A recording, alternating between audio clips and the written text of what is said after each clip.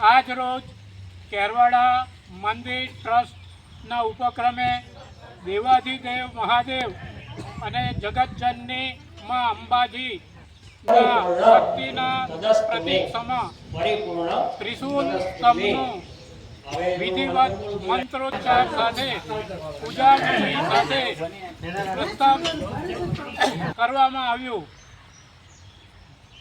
મંદિરના પરિસરમાં ઊભા કરાયેલા શક્તિ સ્તંભનું આયોજન સમગ્ર ગામ લોકોના સહકારથી સંપન્ન થયું અને એની પૂજા વિધિમાં તમામ નાના મોટા બધા લોકો બહેનો પણ સામેલ થઈ. ગામના સરપંચ શ્રીમતી વિલાસબેન રાજ, ટ્રસ્ટી મંડળના સભ્યો સંજયસિંહ રાજ, દશરથસિંહ જાદવ, કિશોરસિંહ કપલેટિયા,